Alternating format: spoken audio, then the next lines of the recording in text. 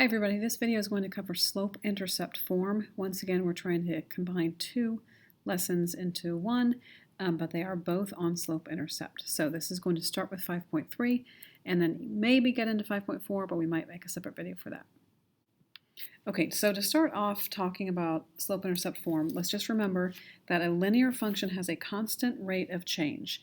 So if it's a table, the x's are going up by the same amount and the y's are going up by the same amount. If it was a graph, it would make a straight line. When you're looking at an equation, one way to identify whether or not it's a linear function is if it has a regular plain old x and a plain old y.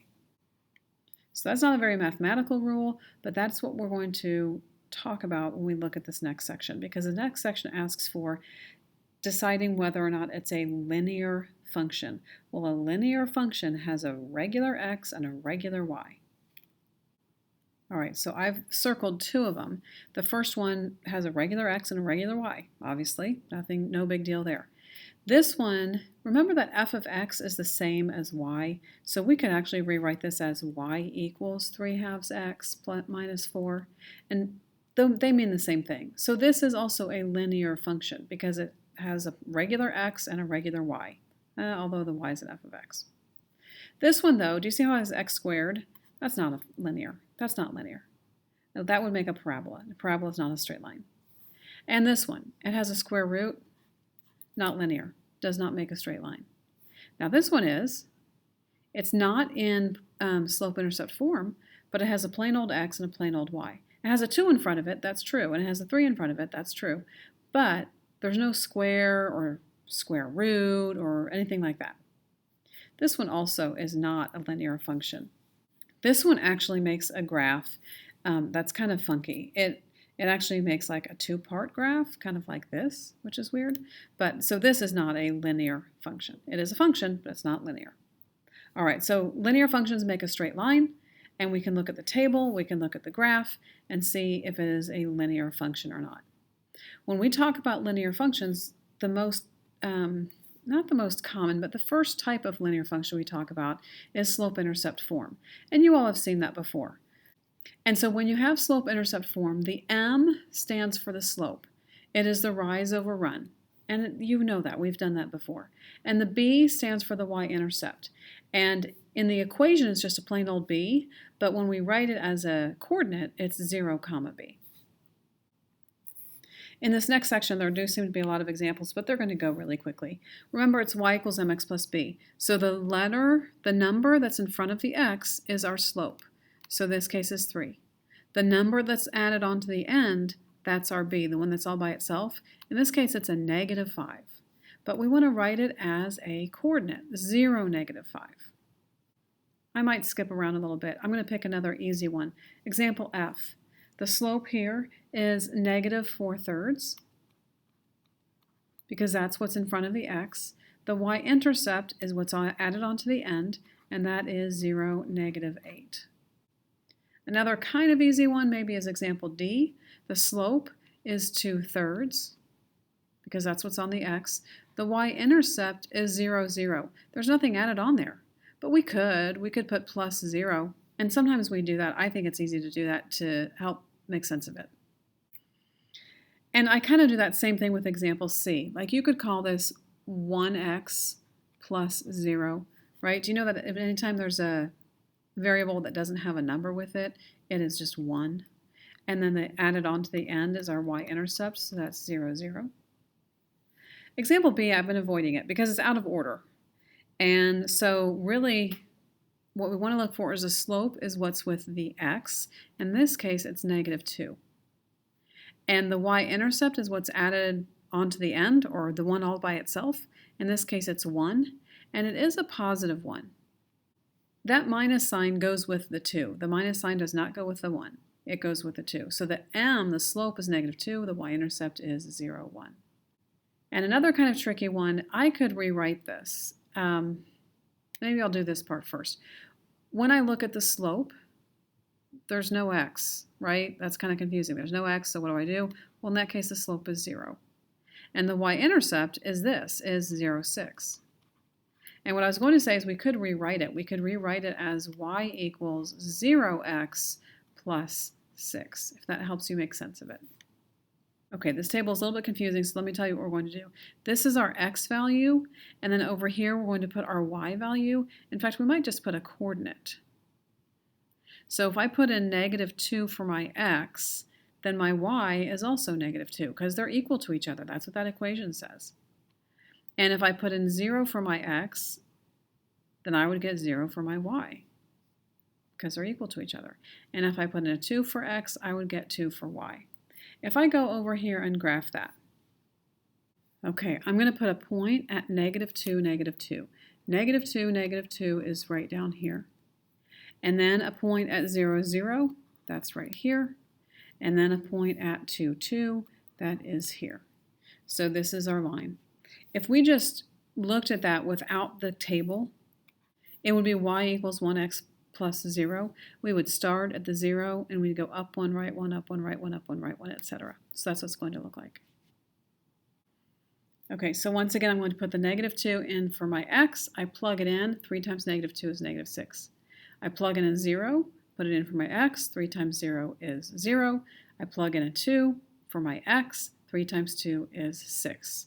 And so I'm going to come over here and graph it. I have a point at -2, -6, which is down here, a point at 0, 0, and a point at +2, +6, which is up here. So there's my line connecting those.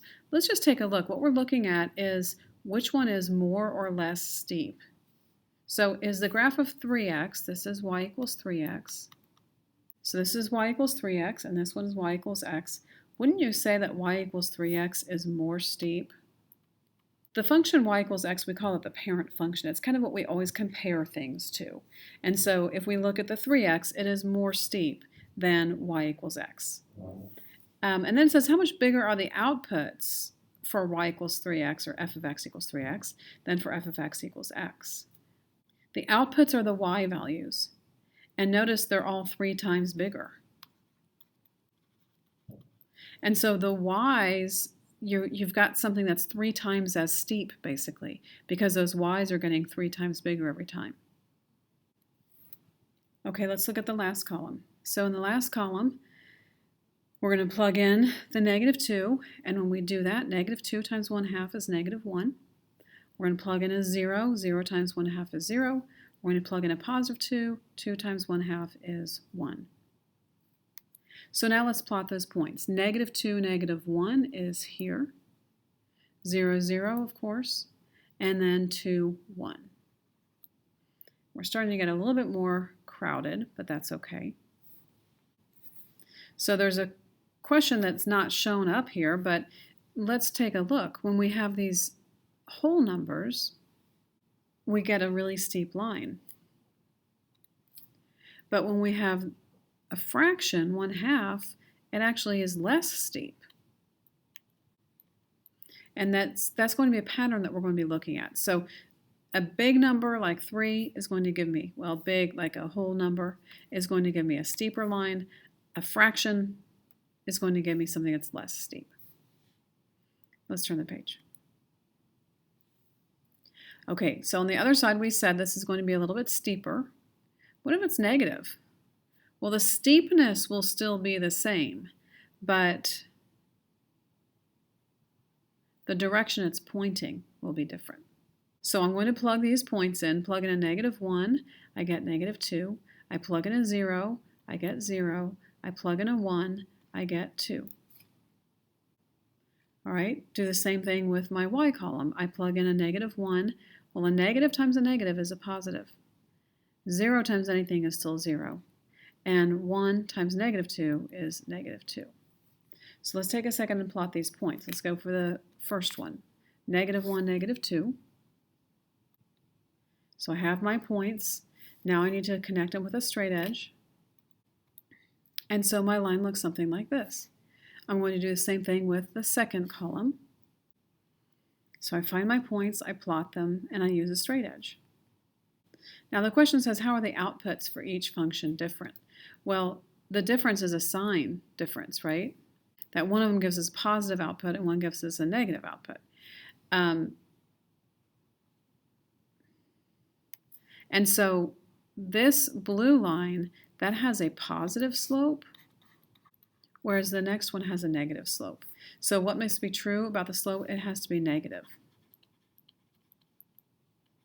In order for it to be a decreasing function, it has to have a negative slope. Okay, I'm just going to go for this first column here. If it has a -1, then the y is also -1. Remember, when it's y equals x, the y and the x are the same thing, so it just looks like this. And if I plot my points, I get a line that looks like this. So here's my parent function. It is y equals x. Now what happens if I add 4 to that? So I'm going to plug those in. -1 plus 4 is 3. 0 plus 4 is 4. 1 plus 4 is 5. Now let me try to plot those points. Okay, I get a straight edge and I connect my points, and look at that.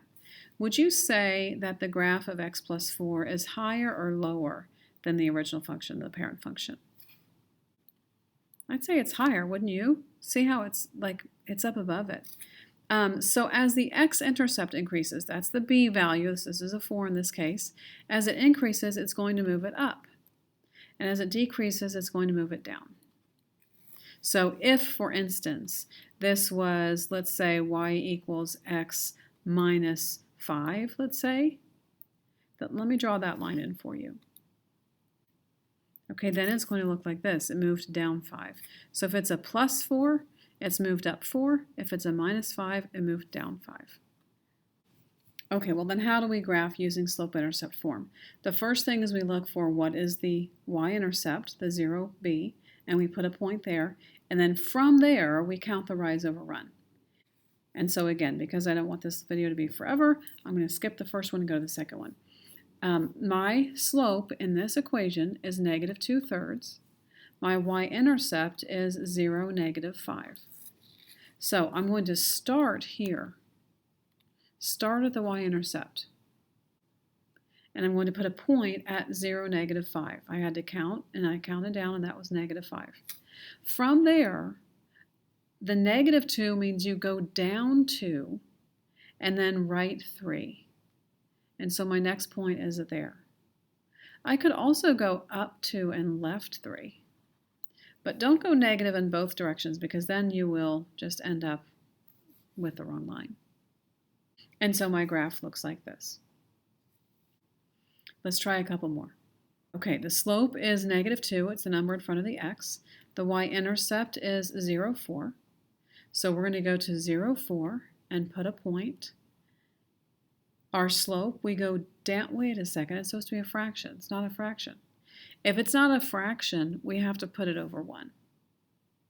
And that way that helps us count.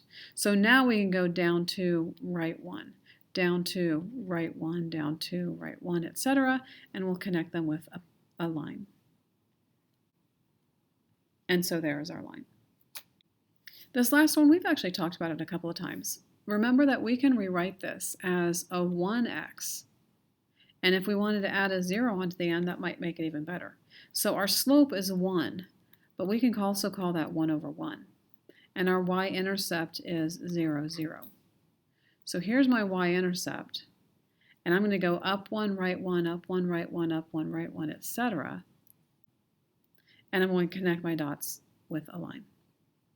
Okay, that is the end of the first video. There will be one more video.